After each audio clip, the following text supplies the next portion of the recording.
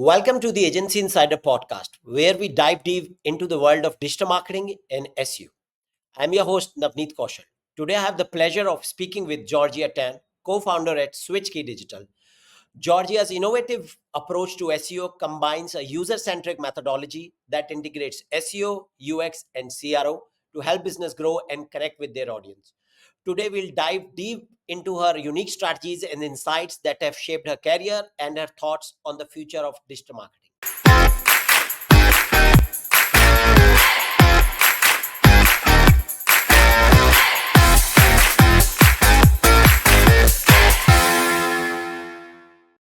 Welcome, Georgia. Thanks for having me, Navki. Excited to be on here. Yes. So let's start by talking about your career journey. What initially sparked your interest in digital marketing and led you to co-found Switch Key Digital? Yeah, so it's been a long journey for me. How I originally got into the SEO side, I started off actually initially wanting to be a content writer, and then started writing for online publications like Finder.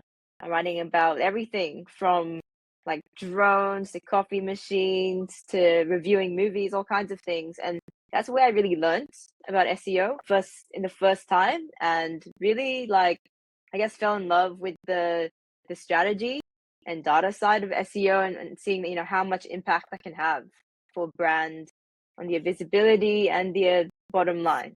So that's how I got into SEO, and then from there I worked agency side, a couple of agencies, been there a long time, and then yeah, I've always wanted to eventually go out on my own and start my own business. So yeah, been very lucky to have that opportunity and start SwitchKey Digital, my agency now, and alongside my partner, who's a UX and website designer and developer.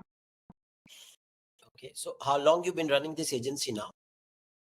So it's been under a year now, but we're growing quickly, and yeah, it's been exciting and yeah, awesome so far. Okay. Okay. And looking back, were there any pivotal moments or mentors that shaped your approach to SEO and digital marketing strategies? Looking back, what shaped them? I think that, obviously, I think around that, so like December 2023 time when ChatGPT came out, and then this like everything with AI now, all the tools, the strategies, Google getting smarter. I think that was a crucial time where like myself and also I guess yeah, a lot of SEOs had to adapt their strategy and really focus more on both the AI but also more on user intent and helpful content. Prior to that, I think where I really honed my skills was when I was working with a lot of publishers in publisher and news SEO, and that area can be you're working with such large sites that get millions of visits per month in lots of different countries. It's really fast paced, and like the news cycle was so fast on a like hourly level. So I think that really trained my technical skills and also working with like non-SEOs. Okay. So and how do you stay updated to the constant changes in the industry?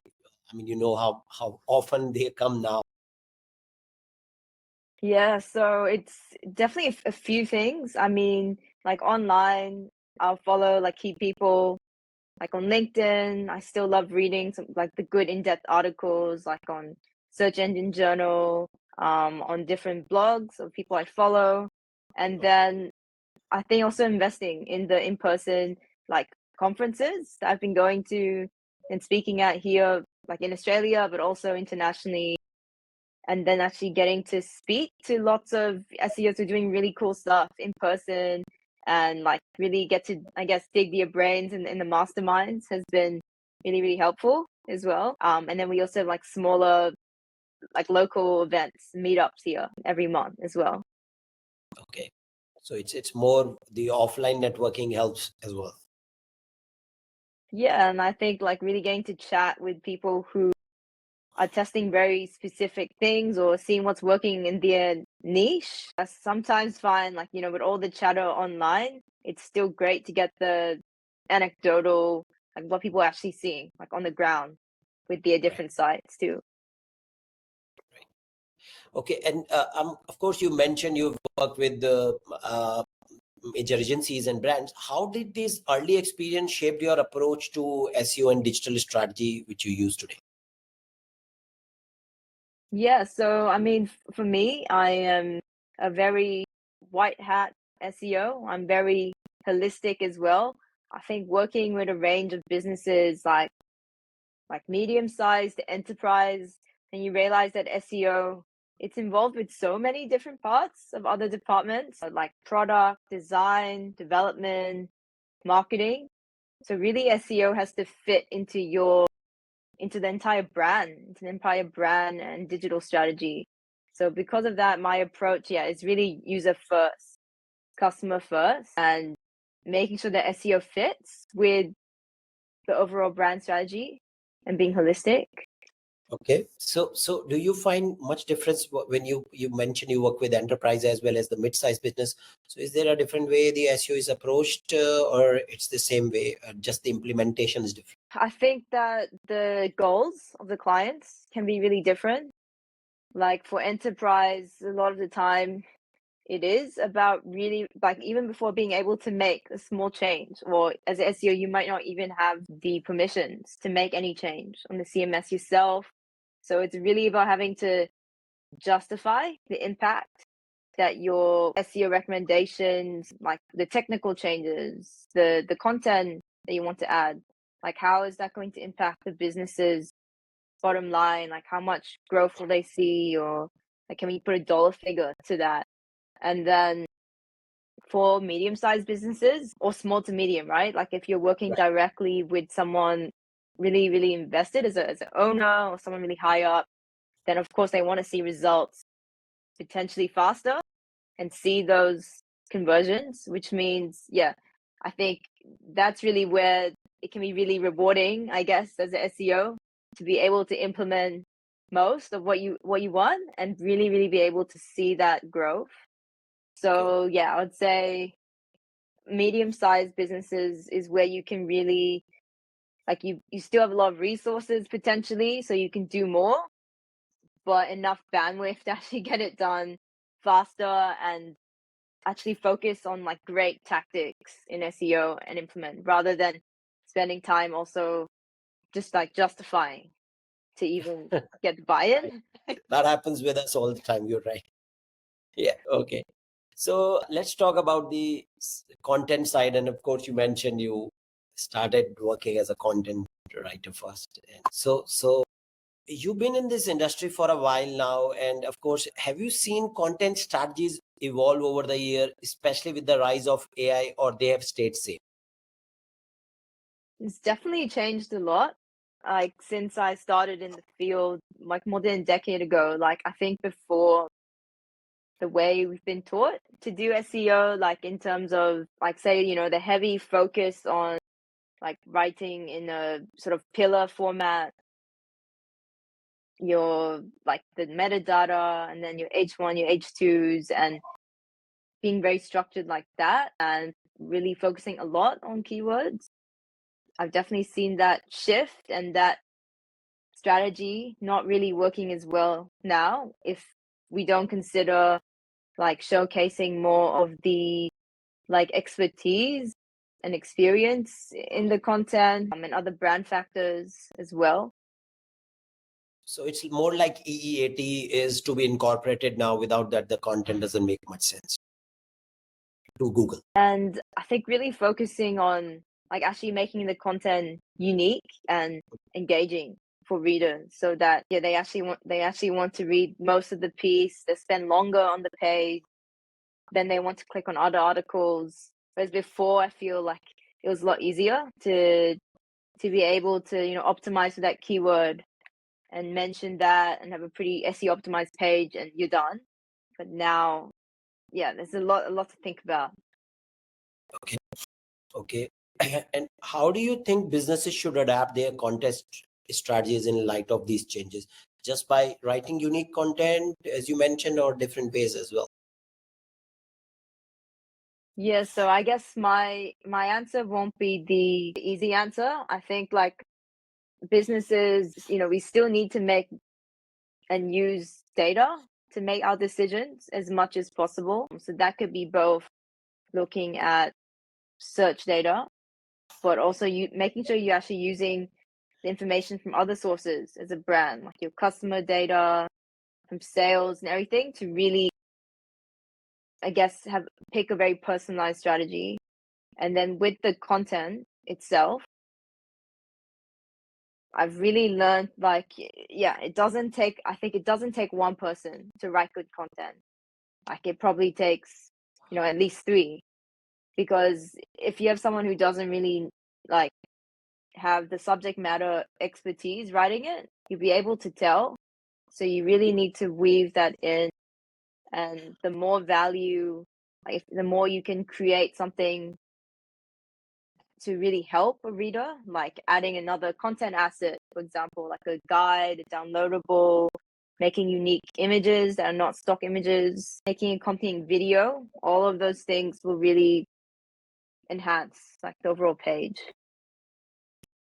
And what role do you think video and audio content play in the comprehensive content strategy you mentioned? I think it's getting more and more important. It's very interesting. I saw recently that with the study on like what is ranking in or what sites are ranking in Google AI overviews, and YouTube is like one of the biggest domains. So video is showing up in there as well, and we've definitely seen YouTube and video really being so prominent in the search results now. So I would definitely recommend most businesses not only focus on like the traditional website articles, but do YouTube as a separate channel, and then think about how we can cross over, like for example, embedding the YouTube articles in the website, and then vice versa, like in a YouTube description as well. Here is a good tip for our listeners. I mean, YouTube, just don't use YouTube just for the sake of it. It's time starting taking YouTube seriously and creating content, because AI gonna have a lot of YouTube in it. Right. Now, what are some of the common mistakes that people make when writing SEO friendly content? Yes, I mean, I think one common mistake is really focusing on the tools, potentially too much to like this, like in your keyword research, for example, to decide what is a good topic to pick. Like, for example, even if a tool like a keyword research tool might say something zero search volume, I would recommend you, like, if you know it's like something really valuable for your audience, maybe customers, they've been talking about it, or you see people starting to talk about this, like on TikTok or something, then that's definitely a valuable keyword and topic to focus on. So over reliance on tools is probably a big one. Okay. Another one, I guess, is still focusing too heavily, like on keyword stuffing, or just focusing on making a page as high as you can get, like on a on-page SEO score, but it doesn't really go deeper into the content and provide unique value. So what you mean is focusing on a score of 99 or 98 using all those content optimizer is not going to give you any better value unless you think from what you are doing to provide a user what kind of a content. Right, keeping user first in mind, not the scores and everything, right? Percent. Like you could have a great score, but it might be completely trash to read. No one will Right. want to buy from that site. Then with all that Chrome monitoring your bounce rates, it's actually going to hurt. Exactly. Yeah, you want to focus on the engagement. Right. Now, there's often a fine line between optimizing for keywords and, as we talk, focusing on user intent. How do you find that balance without compromising on either? Yeah, so I think that's something that's still Yeah, it's not easy. It's not easy at all. So as a SEO, I'm always going to advocate for optimized SEO page, but the best way, like for the content team or the SEO briefing the content, is to really make sure that like you understand the business and the brand, like what are their goals, who are their target audience, and like this very specific type of audience that you're really trying to address. And if you can keep them like at the back of your mind as you're writing it, then you'll start to realize like, oh, like maybe this title here, it's too unnatural to say it this way, or that would be less important because they already know what the problem is. So I should put this section down. So yeah, it's really a balance. So I would say don't be afraid to get the opinions of non-SEOs as well. And at the same time, I guess other departments, they need to get the opinions of SEOs to get your data-driven decisions. So it's really that collaboration to get the best results for the business. Okay, that makes complete sense because a lot of time people focus on one and not the other. So you rightly said the collaboration is what is the key here.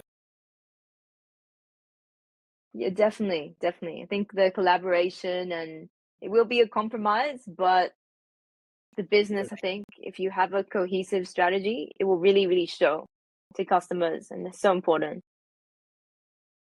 Now, you are also known for your user-centric SEO. So can you walk us through what this approach entails and why it's crucial in today's digital landscape? 100%. So yeah, something I am really advocating and focusing on is SXO, or search experience optimization, which essentially is like the next frontier of SEO. But basically, it's about focusing on what we all really want, not just ranking like highly on the search results, but actually getting the conversions from your SEO work, from your pages, and getting more, really maximizing that. So how I do that through SXO is by understanding, embracing the SEO strategy, but also incorporating the UX, or user experience principles, into the approach, as well as conversion rate optimization, or CRO. So yeah, like SEO, UX, and CRO together. So that's sort of the overview. So essentially, it's like a strategy mindset where everything you do, you're focused on being able to drive the conversions or leads and really measure the impact that your work is having, whether it is doing an SEO optimized page, optimizing your Google My Business, running paid ads on Google even. Okay. So basically combining SEO, UX, and CRO is what is SXO about. Exactly. Yeah. Okay, and and for businesses looking to adopt this approach, what are some of the common challenges and how do you recommend overcoming them? Yeah. So I think one common challenge that, and all businesses have this one, is setting up the tracking and analytics properly. And yes, with GA4, it's not making it any easier. But if you can really make sure that you've set up proper tracking for each channel, but then also for more specific goals, make sure that you have your thank you landing page to be able to track, for example, like an organic form submission. Make sure that you have event tracking for like a live chat submission, or from someone calling from Google My Business. So all of the tracking, that's the first step. If you can't track your funnel, then you don't know what your funnel is. Then Right. it's really hard to improve. Okay. Okay. Now let's talk a little bit about building a lasting brand through SEO. Of course, with the recent Google update, also hinting that brand is what is preferred for Google in rankings. So now SEO is often seen as a tool for visibility, but how can it also help build trust and authority for a brand? Yeah. So I mean, the great thing about SEO, I guess why why I love it so much is like the way it's meant to be is you're able to leverage your knowledge of how to rank on Google to help a business show up that maybe has less brand authority, but because they're providing great value from their pages and what they're saying is great for that keyword for those queries, then you deserve to rank. So I think that fundamentally is what SEO is about. So to your question, so your question is about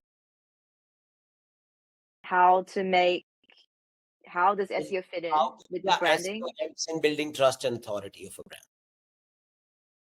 Yeah. So if we think about what SEO is doing, SEO is essentially all about, especially now, it's all about branding in your digital footprint. With link acquisition, with digital PR, Hmm. that's really about finding organic, natural ways to build relationships with other people, communities, brands. And that's still so important. Like it's like you're basically networking, but online. So that doesn't change in terms of like technical SEO and making the page experience great. For example, not having security issues, all of that. Well, you're essentially making a great user experience for users that land on the page. They know how to navigate your site well. The structure's great. The page load speed is excellent. So that still impacts the entire site, not just SEO as well. And in terms of authority, being able to really produce like a great on-page content and really show your website, your brand as a thought leader. Okay. That is not just great for SEO, but like it's going to be great to work together with like the social media efforts, the like offline campaigns that a brand might be doing alongside email marketing, ads, everything. So yeah, really positioning like your brand visible as a thought leader, great experience. Now, I mean, what are some common mistakes businesses make with SEO that can negatively affect their brand or customer trust? I know once you said is speed of the website, but are there other factors as well Common SEO mistakes that businesses make. to So yeah, for which can negatively affect their brand or customer trust? yeah, so the thing about trust is, yeah, it's hard to gain, easy to lose. So I think, with like you should treat every page of your site if it's going to be visible very carefully. So say if in like even say focusing too much on SEO and you make your page look spammy, or maybe the design of the site is terrible and it's outdated, that's going to give customers a terrible impression of your entire brand. Then they will Right. much prefer to go to another site that looks professional, clean. They seem to know what they're talking about. I think that's so important. Okay.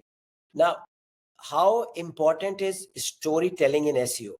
Does weaving a brand story into a SEO strategy makes a tangible differences in user engagement and brand loyalty? Storytelling. I mean, I think the short answer is yes.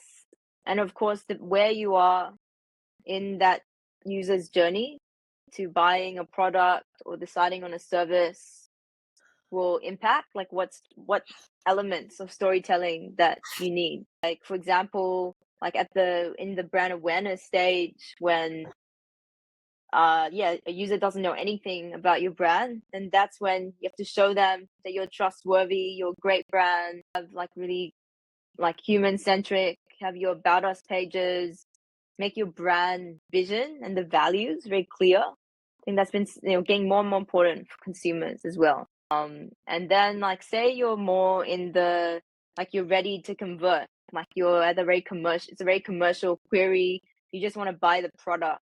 Then at that stage, say a customer's shopping around, they just want to buy a product very quickly. They're looking for in-stock availability, looking at prices and sales. In that case, then storytelling might not be that important.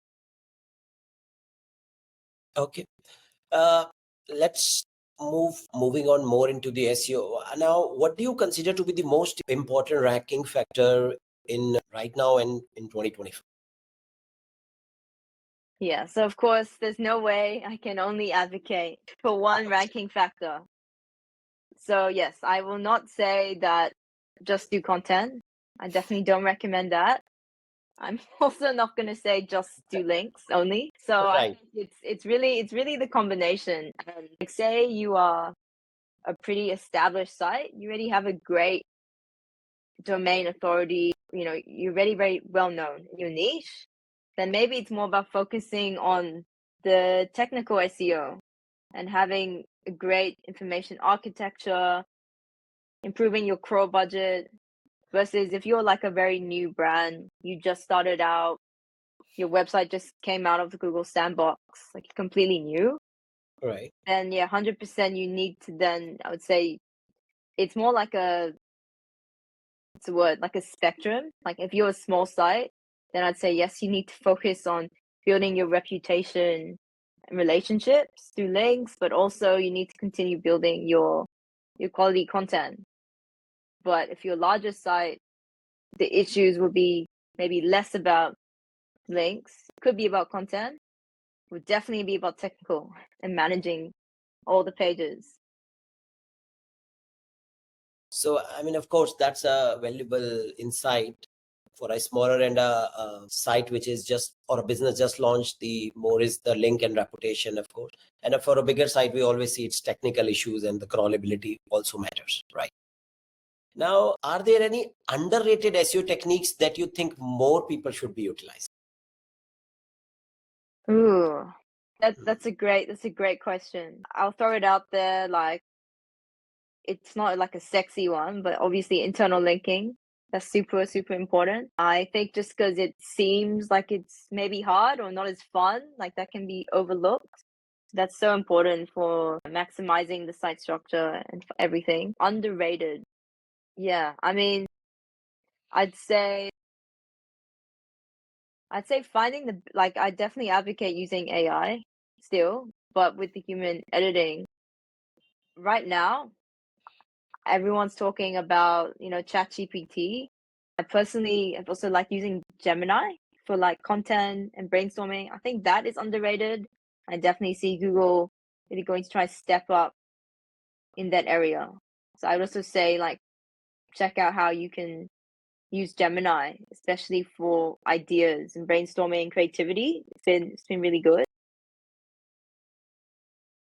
Okay.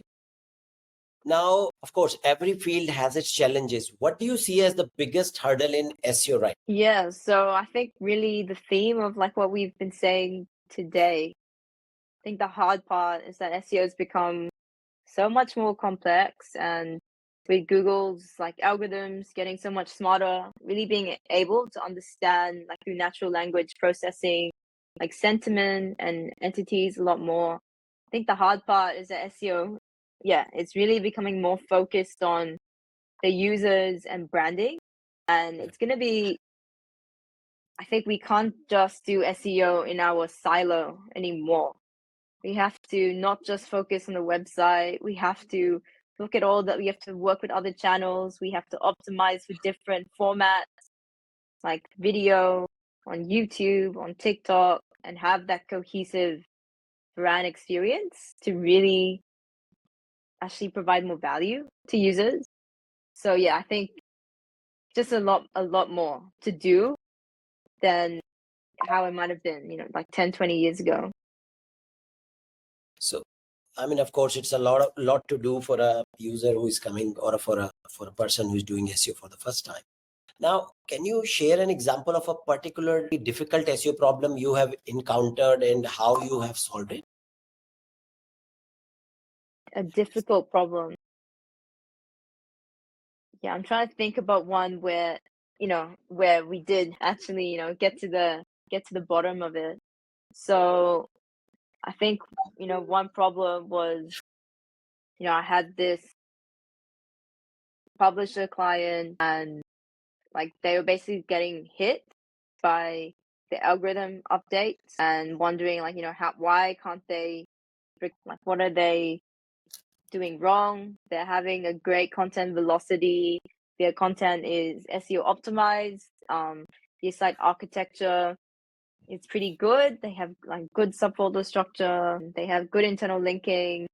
They've already used, like they have all the WordPress plugins like they should to optimize for things like image compression and page speed as well. But essentially, like for this client, we realized that even though that there was a mistake that they had made like years ago, like say for only like 3 to 6 months, writing content which we realized was actually like fake news or about topics that they maybe don't need to be talking about, not relevant to their niche, that really damaged that. So I guess the hard part is recovering once you've been hit. How we have managed that is basically sometimes you do need to be a bit, I guess, aggressive. Not to say delete everything, but you need to really pick out the thorns, I guess, and cut it out. Deleting it, knowing that means your traffic will suffer initially, but you can grow from there when you're in a good place. And then refocusing the strategy after that, like Okay. on narrowing down the clusters actually relevant, and then doing the hard work. So does that site gained after all doing all this, or still in the process? Yes, it's still gained after this. So yeah, that's the, I guess, like motivation. Like there are Right. definitely a lot of sites that we can recover, but it's a lot of, obviously it's a lot of work, and sometimes you have to, it's like taking a step back first. You have to delete that, get it out, and then you can move forward. Okay. Okay. Now, how do you approach educating clients or team members who might not understand the importance of SEO? That's always a hard one. Like SEO as a channel, yeah, so misunderstood, and it doesn't seem as fun maybe as other channels. So Right. yeah, I think the most important thing to remember is like, because it can often feel so technical in the jargon, like really try to drop the jargon and explain things as simply as possible and really focus, I guess, on the results. Like if I implement and fix all these technical issues, Mhm. like why is that important for my site? Like what will the improvement be? Okay. Right. And yeah, I mean, the other thing I think is on the measurement and reporting side. Like for other channels, like say for paid search, it's so easy to track your return on investment. So that can feel Absolutely. quite tangible for clients. So really you have to find a way to do the same for SEO. And sometimes that means it's more of a, like rough estimate because we don't have the exact numbers. You might have to forecast and also make sure you can try to link up like with a client's internal CRM so you can actually get an accurate picture of the leads and the value of them. Okay. Yeah. Now, so besides what you mentioned, what strategies do you use to stay motivated when facing these obstacles?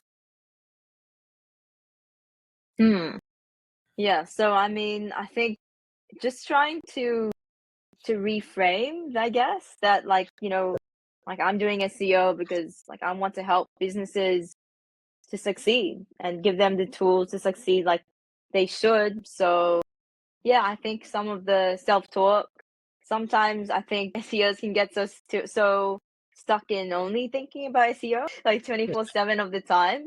So I actually find like talking to other people who are not in the same field, maybe they're not even in marketing. Like I like to go to other events. It really gives me a different perspective, like on how other, I guess, professionals, how other companies view SEOs, what do they know? And that will really help you practice explaining SEO. So yeah, and then other simple things like just doing mindfulness things, like it could be spending time with my dog, it could be exercising. All of that's so important to just keep fresh, I guess, and renew the focus. Right. And how has increasing prevalence of voice search affected SEO strategies? Yeah, so for a long time, I think people were talking about, this would be the next huge thing, but it didn't really happen, like the past 5 years maybe. But I really think now, like as people like are loving audio so much, like one simple way is like letting people digest content in different formats. So you have your text one, maybe people prefer to listen to it. So having the audio version, and now with AI, so much easier to do that without being so time consuming. In terms of voice search and integrations with AI overviews and appearing in generative like engines, like through like the Siri and ChatGPT integration, similar for like Pixel and Gemini, I would advise SEOs to really look into generative engine optimization, or they're calling it artificial intelligence optimization as well, and focus on those conversational, like how can you optimize more conversational language in the content as well. Okay.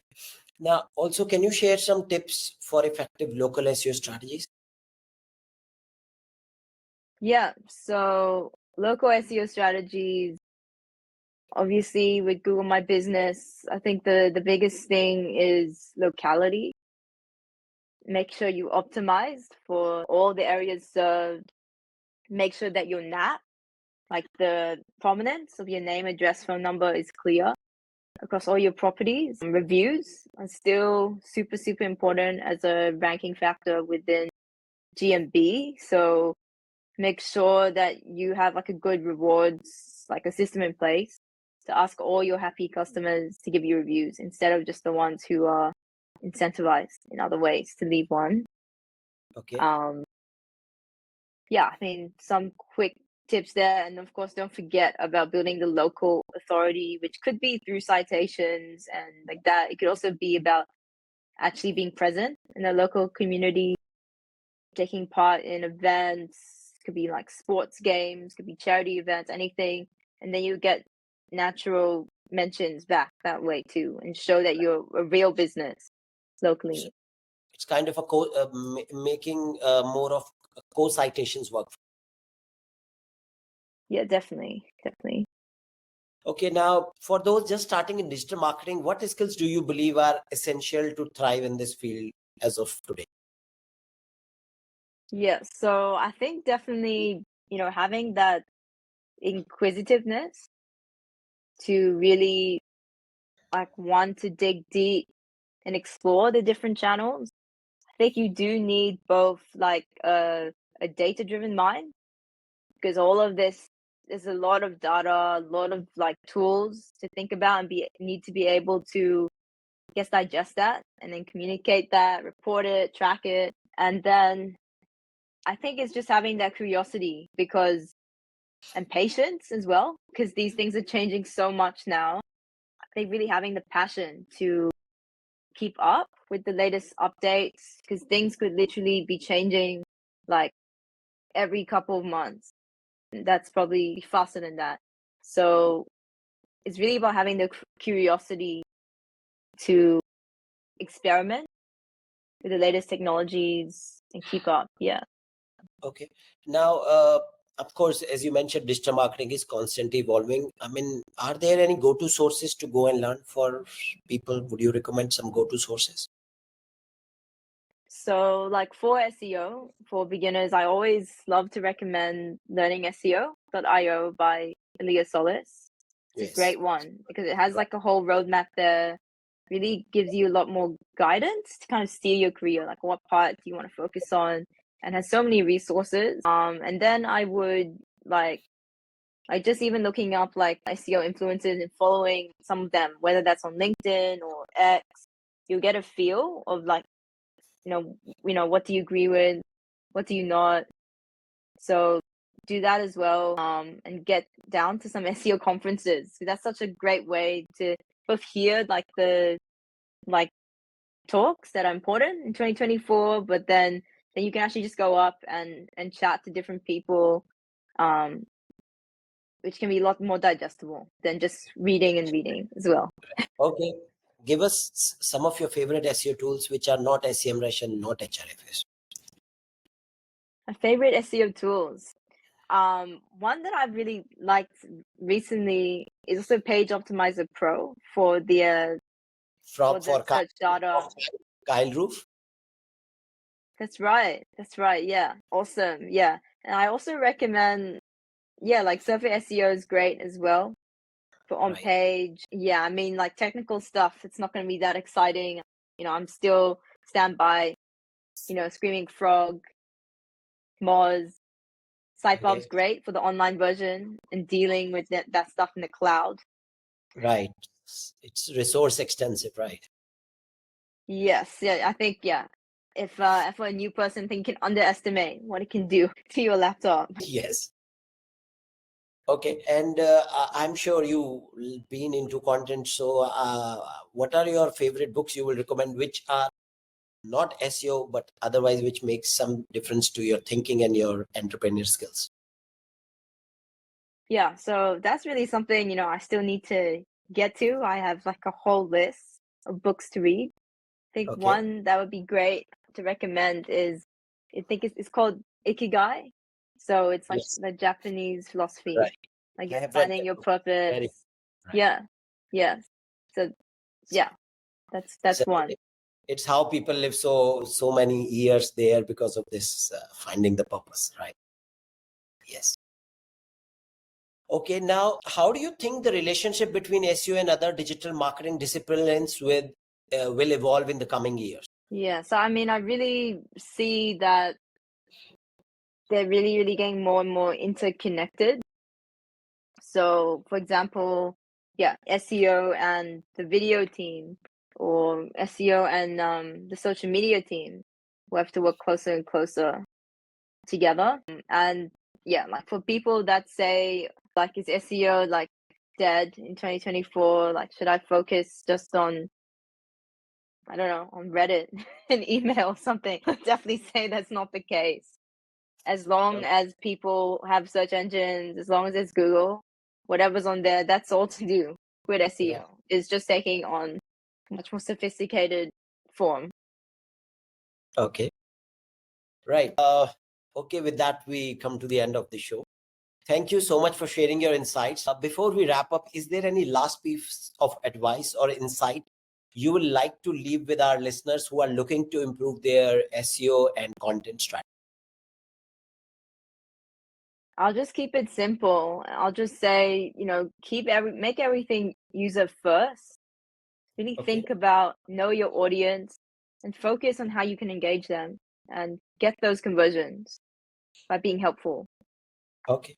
So the user first, right? And that's actually an excellent advice, which people most of the time, specifically in SEO field, forgets that it's always about user first. Right? I agree with you. Now, if our listener wants to learn more about you or connect with you, what's the best way for them to do so? Yep. So yeah, you can search me up on LinkedIn, add me there, or you can go to my website, yeah, switchkeydigital.com. And yeah, very happy to chat. So Okay. thanks so much for Yeah. having me on your show today. Yeah. Thank you so much, Georgia, to you as well for sharing your wealth of knowledge with us today. And it's been an incredibly insightful hour. And until next time, to our listeners, keep optimizing.